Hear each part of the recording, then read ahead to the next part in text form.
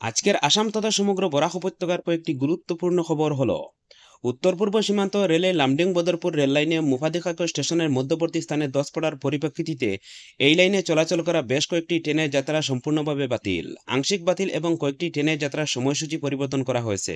এই অনুসারে Rangia Silchar express, Guwahati Silchar express, Guwahati Durlavchhara express, Guwahati Badarpur tourist express, Silchar Kolkata special এবং আগরতলা গুয়াহাটি স্পেশাল ট্রেনগুলি সম্পূর্ণভাবে বাতিল করা হয়েছে। এছাড়া Silchar Secunderabad express, Agartala Kolkata express, Agartala Bengaluru Humsafar express এবং চেরোলাপল্লী আগরতলা স্পেশাল ট্রেনগুলি আংশিকভাবে বাতিল করা হয়েছে। অন্যদিকে দুটি ট্রেনের যাত্রার সময়সূচি পুনর্নির্ধারণ করা হয়েছে। এই অনুসারে আগরতলা ফিরোজপুর সেন্ট্রাল এক্সপ্রেস ট্রেনটি 10 জুলাই বিকেল 3টা 20 মিনিটের পরিবর্তে রাত 11টা 30 মিনিটে এবং শিলচর তিরুঅন্তপুর সেন্ট্রাল এক্সপ্রেস ট্রেনটি 10 জুলাই সন্ধ্যা 7:30টার পরিবর্তে পরদিন অর্থাৎ 11 জুলাই ভোর 5টা 30 মিনিটে যাত্রা করবে।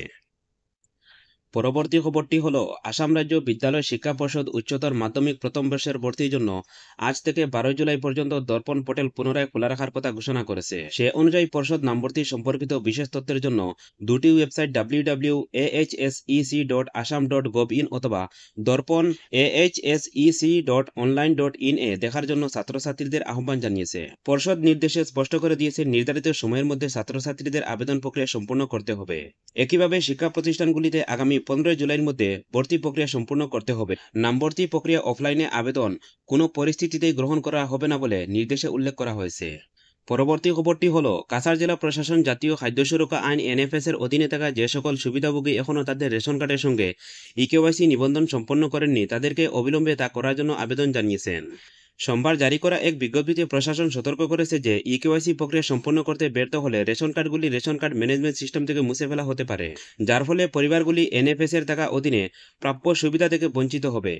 এই পদক্ষেপটি জনস্বার্থে এবং যোগ্য পরিবারগুলিতে খাদ্য সুরক্ষার সুবিধাগুলির স্বচ্ছতা ও সঠিক বিতরণ নিশ্চিত করার জন্য নেওয়া হয়েছে। তাই সুবিধাভোগীদের অনুরোধ করা হচ্ছে যে তারা যেন দ্রুত নির্ধারিত কেন্দ্রগুলিতে যান অথবা উপলব্ধ অনলাইনে সুবিধাগুলি ব্যবহার করে বাধ্যতামূলক ইকেওয়াইসি প্রক্রিয়াটি সম্পন্ন করেন। এই তথ্যটি আঞ্চলিক তথ্য ও জনসংযোগ কার্যালয় বরাক উপত্যকা জোন শিলচর আসাম থেকে জারি করা একটি প্রেস বিজ্ঞপ্তিতে জানানো হয়েছে।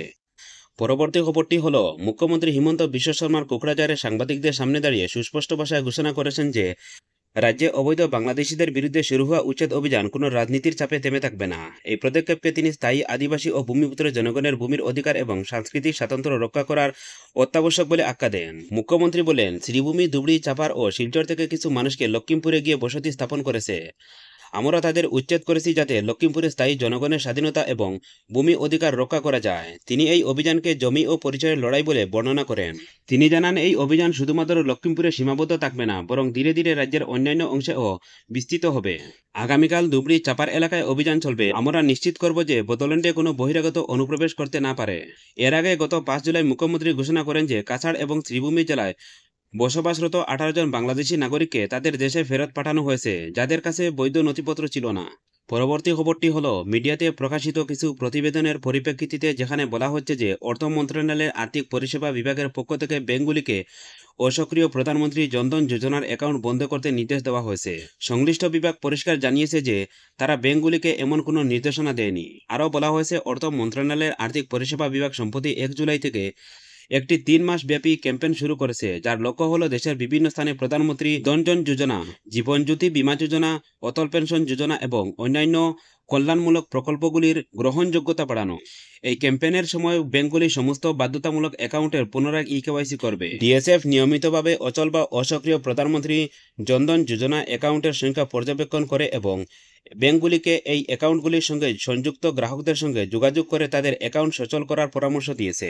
আর্থিক পরিষেবা বিভাগ জানিয়েছে, প্রধানমন্ত্রী জনধন যোজনার অ্যাকাউন্টের সংখ্যা ধারাবাহিকভাবে বৃদ্ধি পাচ্ছে এবং এই মুহূর্তে কোনো ধরনের বৃহৎ আকারের অসক্রিয় অ্যাকাউন্টের বন্ধের ঘটনা তাদের জানা যায়নি। এছাড়া ডিএসএফ আরও স্পষ্ট করেছে যে এই ক্যাম্পেইনের উদ্দেশ্য হল জনগণের মধ্যে সরকারের বিভিন্ন সুবিধা প্রকল্পের সচেতনতা বৃদ্ধি করা এবং তাদের সেগুলি ব্যবহারের জন্য উৎসাহিত করা, না যে কোনো অ্যাকাউন্ট বন্ধ করা।